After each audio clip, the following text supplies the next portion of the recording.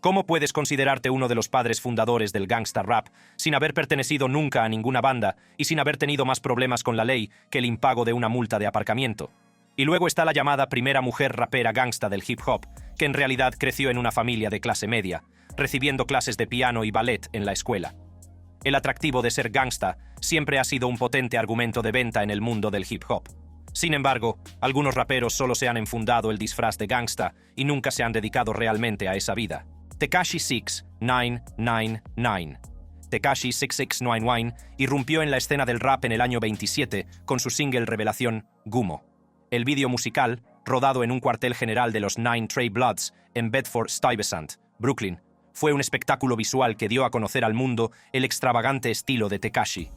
Rodeado de pandilleros que blandían armas de fuego y exhibían carteles de la banda, la imagen de Tekashi era la de un rapero gángster duro. Esta personalidad agresiva y provocativa captó rápidamente la atención de millones de personas, lo que le catapultó a la fama instantánea. Pero el ascenso de Tekashi no se debió solo a su música. Sus travesuras en las redes sociales desempeñaron un papel crucial en su notoriedad. Con más de 14 millones de seguidores en Instagram, Tekashi utilizó la plataforma para enfrentarse públicamente a otros raperos como Trippie Redd, de Ohio, Casanova, de Brooklyn, y YG, de Los Ángeles. Estos conflictos a menudo se convertían en batallas en línea, en las que Tekashi se burlaba y provocaba a sus rivales, lo que le valió la reputación de ser uno de los mayores trolls del rap en Internet. A lo largo de este periodo, Tekashi se aseguró de alinearse con la banda callejera Bloods, mostrando con frecuencia su característico color rojo y los signos de la banda en sus mensajes y vídeos. Esta asociación reforzó su imagen de gángster, haciendo su personaje más creíble para sus fans y el público. La combinación de su música agresiva, su provocativa presencia en las redes sociales y sus supuestas afiliaciones a bandas crearon una tormenta perfecta que catapultó a Tekashi 6699 a la cima del rap. Sin embargo, a medida que la fama de Tekashi crecía, también lo hacía el escrutinio. Empezaron a surgir dudas sobre la autenticidad de su imagen de gángster. ¿Era Tekashi 6699 realmente un producto de las calles o estaba simplemente interpretando un papel para impulsar su carrera? Las respuestas a estas preguntas pronto saldrían a la luz, revelando una historia de engaño y explotación que conmocionaría al mundo. En el año 28, la fachada de gángster de Tekashi 6699 empezó a desvelarse. El 18 de noviembre, Tekashi fue detenido por graves cargos de asociación ilícita y delitos con armas de fuego junto a miembros de los Nine Trey Gangsters, un notorio subgrupo de la banda callejera Bloods. La detención conmocionó a la industria musical y a sus seguidores, ya que el pintoresco rapero se enfrentaba a la cruda realidad de pasar potencialmente décadas entre rejas. Tekashi 6699 no era un auténtico miembro de la banda. Según informes del Daily News, la banda Nine Trey Gangsters extorsionaba a Tekashi. Esta información fue corroborada durante una llamada telefónica entre el rapero neoyorquino Jim Jones y el miembro de Nine Trey Jamel, Mel Murda Jones, que fue reproducida por los fiscales durante el juicio. Jim Jones declaró: «Nunca fue miembro de una banda. Siempre fue un truco de dinero para los miembros de la banda». La revelación de que Tekashi no era más que un peón en las operaciones de la banda pintó la imagen de un joven rapero que se había metido en problemas. Los Nine Trey Gangsters vieron el potencial de Tekashi para generar dinero y lo utilizaron en su beneficio, mientras que Tekashi utilizó la imagen de la banda para reforzar su propia credibilidad callejera. Era una relación de explotación mutua basada en el engaño. El chivatazo es la máxima traición, y para un rapero que había construido su imagen sobre la base de ser un gángster, esta era la máxima contradicción. La cooperación de Tekashi con las autoridades fue fundamental para desmantelar a los Nine Trey Gangsters. Su testimonio y las pruebas que aportó condujeron a la condena de varios miembros clave de la banda.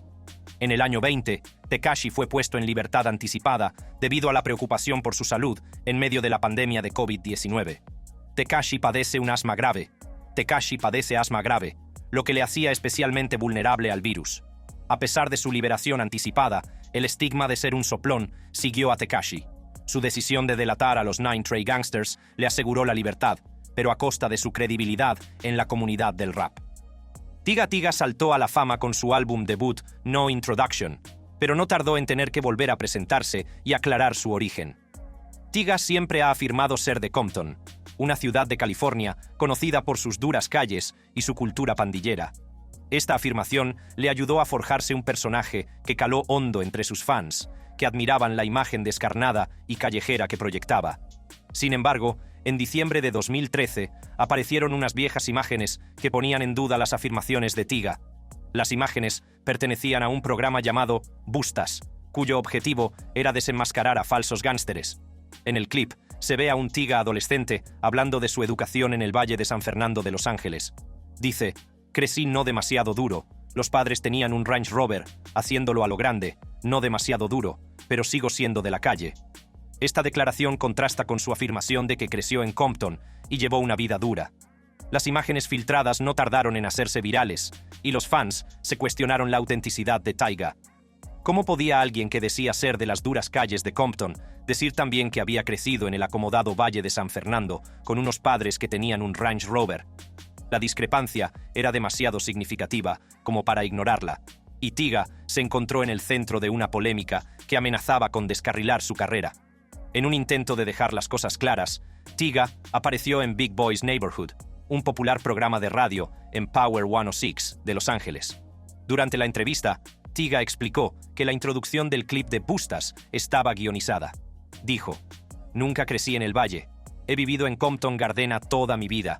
Soy joven, soy ambicioso, no me importa. Estoy recibiendo un cheque por esto, me estoy divirtiendo, estoy a punto de estar en TV».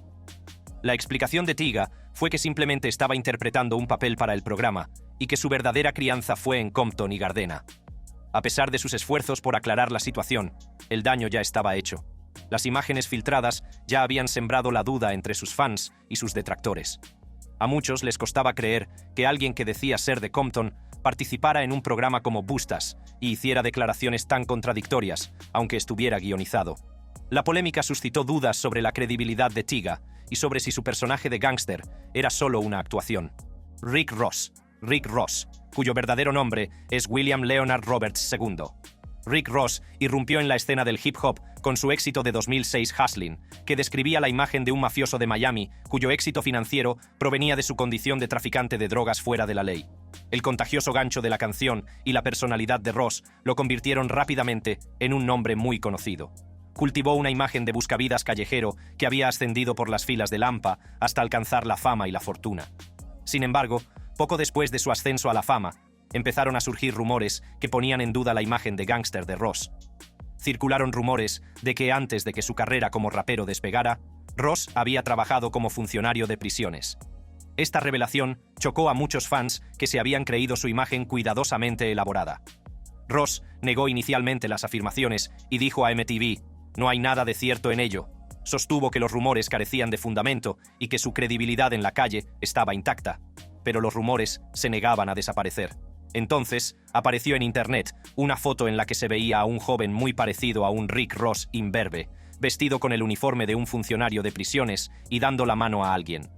La foto se hizo rápidamente viral, y tanto los fans como los críticos empezaron a cuestionar la autenticidad del personaje de gángster de Ross. La imagen contrastaba fuertemente con la del forajido traficante de drogas que representaba en su música. La situación se agravó cuando The Smoking Gun, un sitio web conocido por desvelar verdades ocultas, publicó un registro de empleo real que demostraba que Ross había trabajado como funcionario de prisiones durante 18 meses en el Centro de Recepción del Sur de Florida, a partir de 1995. Esta prueba concreta dejaba a Ross con poco margen de maniobra. El historial laboral era una prueba irrefutable de que había tenido un trabajo que era la antítesis de la imagen de gángster que proyectaba.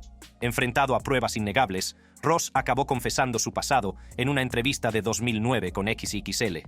Admitió: «Sí, era yo quien aparecía en esas fotos. Pero te voy a decir una cosa. Cuando acepté ese trabajo, estaba haciendo mi trabajo. ¿Entiendes lo que quiero decir? Las cosas de las que hablo son reales».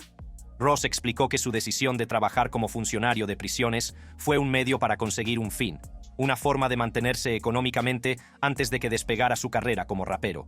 También recalcó que sus experiencias y las historias que contaba en su música seguían siendo auténticas, aunque su pasado incluyera una temporada como funcionario de prisiones. A pesar de su confesión, la revelación tuvo un impacto duradero en la percepción pública de Ross. Muchos fans se sintieron traicionados, creyendo que la persona que habían admirado se basaba en una mentira. Los críticos se apresuraron a utilizar la revelación para cuestionar la credibilidad y autenticidad de Ross. La imagen de un exfuncionario de prisiones rapeando sobre una vida de delincuencia y estafas era difícil de conciliar para muchos. 21 Savage. 21. Savage irrumpió en la escena del rap con un estilo crudo y sin filtros que le diferenció rápidamente de sus compañeros. Su música, caracterizada por la crudeza de sus historias callejeras y un estilo amenazador, ofrecía una vívida imagen de la vida en las duras calles de Atlanta. Temas como No Heart y Bank Account se convirtieron en himnos y calaron hondo entre los fans, que apreciaban su autenticidad y su retrato inquebrantable de la vida callejera. Desde el principio, la imagen pública de 21 Savage fue la de un gángster curtido. A menudo hablaba de sus experiencias con la violencia, la delincuencia y la supervivencia en entrevistas, reforzando la imagen de un hombre que había vivido las duras realidades sobre las que rapeaba. Sus tatuajes en la cara, incluida la infame daga en la frente, se convirtieron en símbolos de su rudeza y contribuyeron a la mística que le rodeaba. Desde el punto de vista lírico, 21 Savage no se contuvo. Sus versos estaban llenos de referencias a las armas, las drogas y las dificultades de crecer en un entorno peligroso. Canciones como Red Ops y X mostraron su capacidad para convertir el dolor y las dificultades personales en música convincente. Sus colaboraciones con otros artistas de alto nivel, como Drake y Post Malone, consolidaron aún más su estatus como uno de los principales protagonistas del rap. Antes de que se revelara su condición de inmigrante, 21 Savage era considerado una de las voces más auténticas del hip hop. Su ascenso a la fama se consideró un testimonio de su resistencia y su capacidad para superar la adversidad. Fans y críticos lo elogiaron por su honestidad y la crudeza de las emociones que transmitía con su música. No era solo un rapero, era un símbolo de la lucha y una voz para quienes habían vivido vidas similares. Pero bajo la superficie había un secreto que pronto saldría a la luz, poniendo en entredicho todo lo que la gente creía saber sobre 21 Savage. Su cuidada imagen de rapero gángster de Atlanta se puso a prueba con la revelación de que 21 Savage, el rapero que había construido su carrera a base de crudas historias de la vida en Atlanta, no era ciudadano estadounidense. Nació en el Reino Unido, un hecho que se había mantenido en secreto durante años. Según una declaración hecha pública por su equipo legal y publicada en Rolling Stone, Savage llegó a Estados Unidos legalmente a los 7 años, en 2005. Sin embargo, su visado caducó en 2006, y desde entonces vivía ilegalmente en Estados Unidos. Esta revelación fue una bomba. Durante años, 21 Savage se había forjado una imagen de rapero duro y callejero de Atlanta. Sus letras y su imagen pública giraban en torno a esta narrativa, pero ahora parecía que los cimientos de su carrera se habían construido sobre una mentira. La noticia de su nacionalidad británica y su condición de inmigrante corrió como la pólvora, y las redes sociales ardieron con memes, comentarios y reacciones. La reacción del público fue variada. Algunos fans se sintieron traicionados, cuestionando la autenticidad del rapero al que habían admirado por su supuesta autenticidad. Otros se mostraron más comprensivos, reconociendo la difícil situación en la que se encontraba Savage. Sin embargo, los memes y las bromas no cesaron. Internet se inundó de imágenes de 21 Savage vestido a la británica, tomando té y hablando con acento pijo. El contraste entre su dura personalidad y su recién revelado pasado fue demasiado para muchos. Ice Cube. La trayectoria de Ice Cube en el mundo de la música y el espectáculo comenzó mucho antes de que se convirtiera en un nombre conocido. Nacido como O'Shea Jackson el 15 de junio de 1969 en South Central, Los Ángeles, Ice Cube creció en un entorno a menudo duro e implacable. Las calles de South Central eran famosas por la violencia de las bandas, la pobreza y el abandono sistémico, que marcaron la vida de muchos jóvenes de la zona. Ice Cube estudió en el Instituto William Howard Taft de Woodland Hills, un barrio predominantemente blanco y de clase media. Esta experiencia le expuso a un mundo diferente, alejado de la violencia y las luchas de South Central. Fue durante sus años de instituto cuando Cube desarrolló su pasión por la escritura y la música. Empezó a escribir letras de canciones y a actuar en locales, ganándose rápidamente una reputación por su agudo ingenio y su poderosa narrativa. A mediados de los 80, la vida de Ice Cube dio un giro radical cuando conoció a Dr. Dre, un talentoso DJ y productor que más tarde se convertiría en una figura legendaria de la industria musical. Junto a Dre, Cube se unió a un grupo llamado CEA, Crew in Action, que actuaba en fiestas y clubes de Los Ángeles. Sin embargo, no fue hasta la formación de NWA, Niggas with Attitudes, en 1986 cuando la carrera de Ice Cube empezó a despegar de verdad. NWA era un grupo innovador formado por Dr. Dre, Eazy-E, MC Ren, DJ Yella y Ice Cube. juntos crearon un nuevo género musical, conocido como gangster rap, caracterizado por su descripción cruda y sin filtros de la vida en las calles. Sus letras abordaban temas como la brutalidad policial, la violencia de las bandas y el racismo sistémico, y calaron hondo en una generación de jóvenes que se sentían marginados y sin voz. Ice Cube se convirtió rápidamente en una de las voces más destacadas del grupo, conocido por su agresividad y la dureza de sus letras.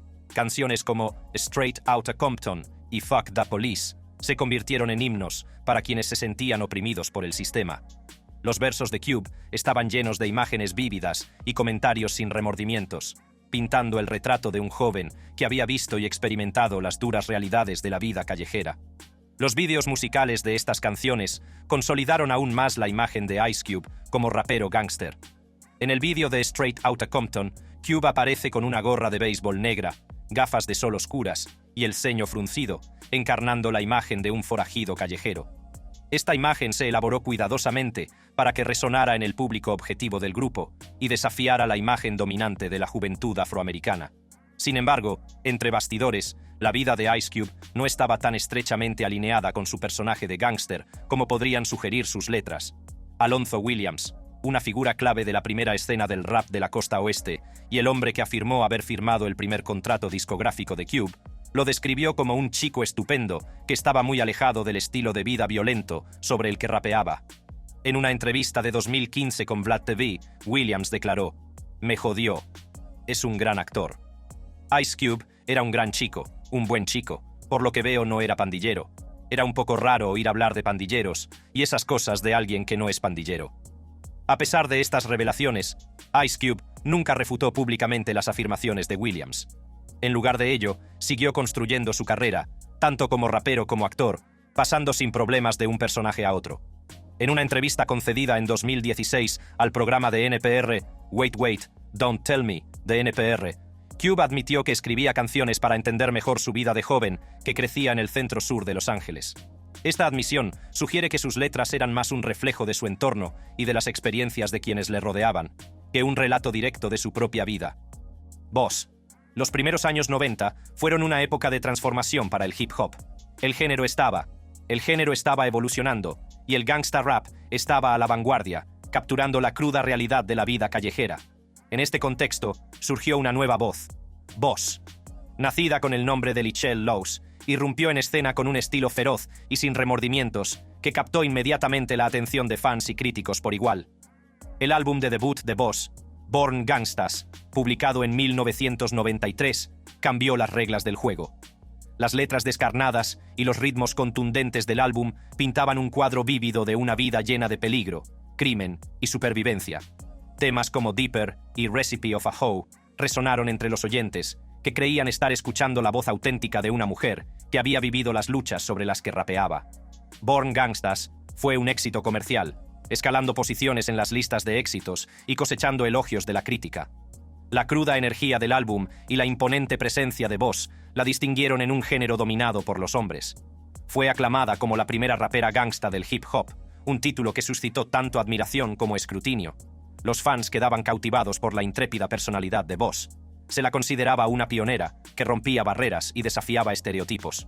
Los medios de comunicación la elogiaron por aportar una nueva perspectiva al rap gangsta, y su influencia empezó a extenderse. Boss estaba en alza y parecía que nada podía detenerla. Pero a medida que la estrella de Boss seguía ascendiendo, empezaron a surgir murmullos de duda. Pronto saldrían a la luz preguntas sobre su verdadero origen y la autenticidad de su imagen de gángster. En 1994, apenas un año después del lanzamiento de Born Gangstas, un artículo publicado en The Wall Street Journal conmocionó a la comunidad hip hop.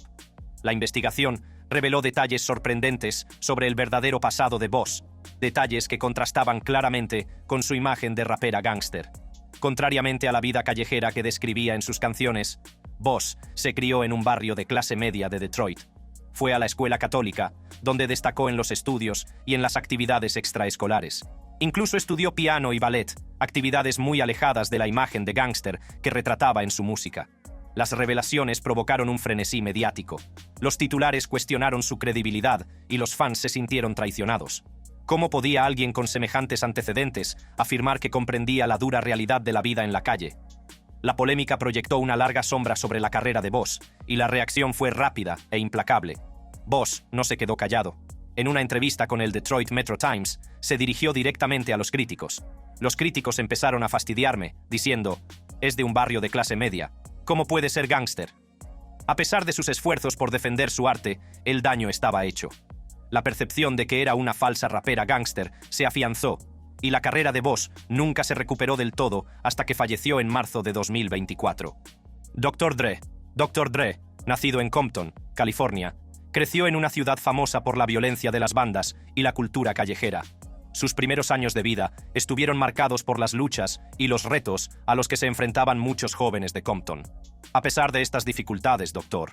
Dre encontró consuelo en la música y desde muy joven se apasionó por pinchar y producir. A mediados de los 80, Dr. Dre se unió a World Class Wrecking Crew, un grupo que interpretaba electro-hop, un género muy popular en aquella época. Sin embargo, fue su siguiente aventura la que le catapultaría a la fama y cambiaría para siempre el panorama del hip hop. En 1986, Dr.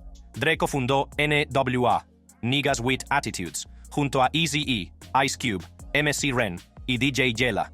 Este grupo se convertiría en uno de los grupos más influyentes y controvertidos de la historia del rap. El álbum de debut de NWA, Straight Outta Compton, publicado en 1988, era una descripción cruda y sin filtros de la vida en las calles de Compton.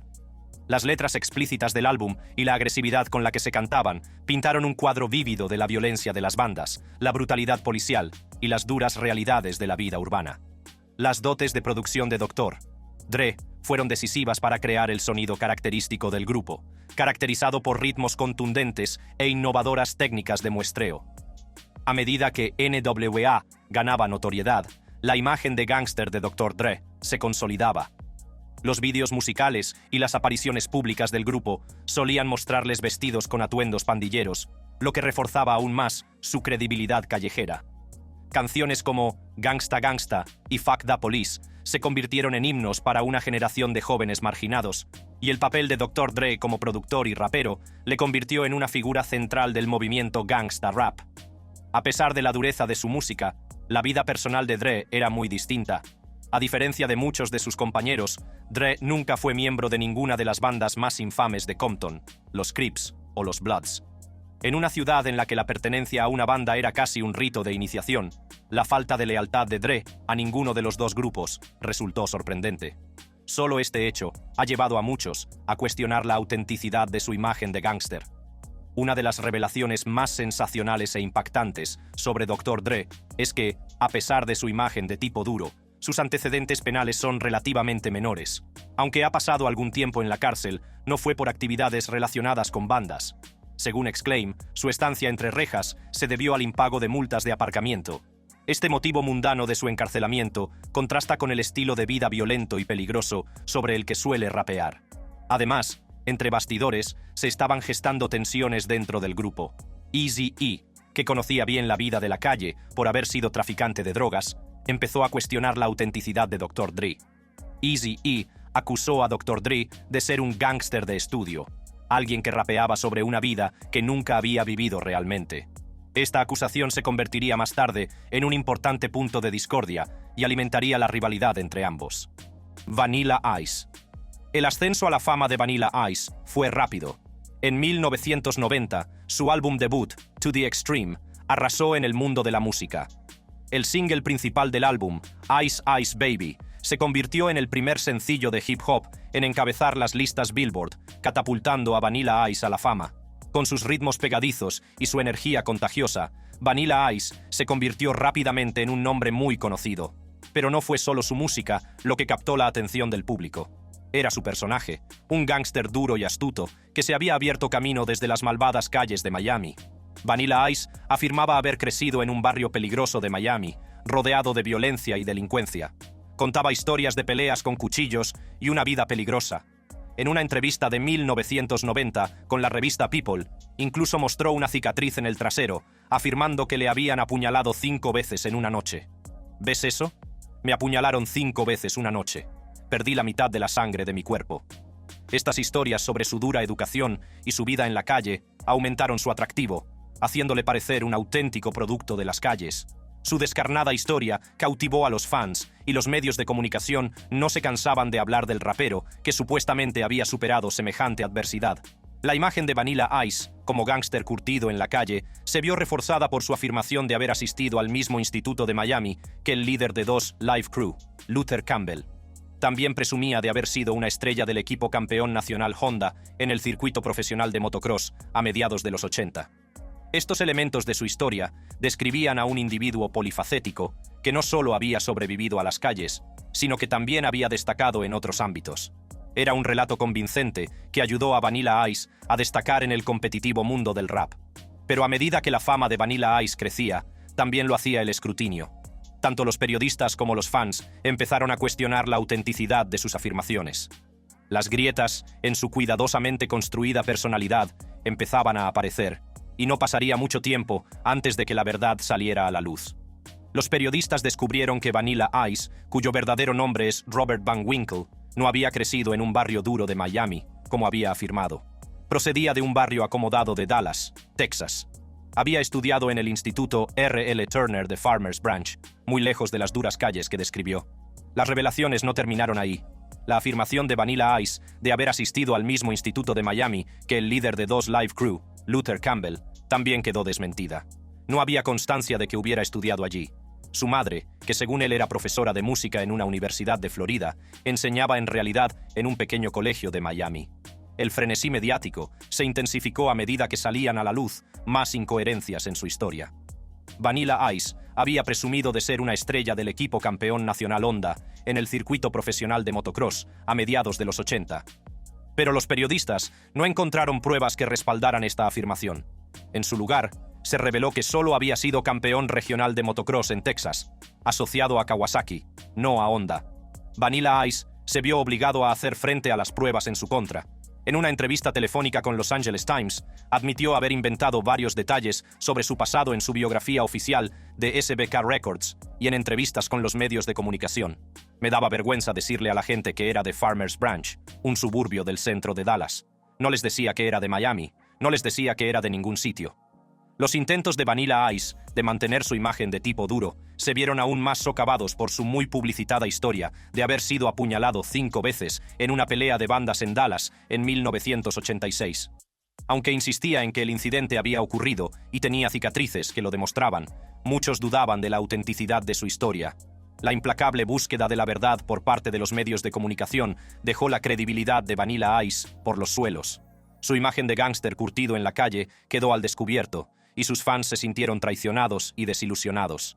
Para ver más contenidos como este, haz clic en los vídeos que aparecen ahora en tu pantalla.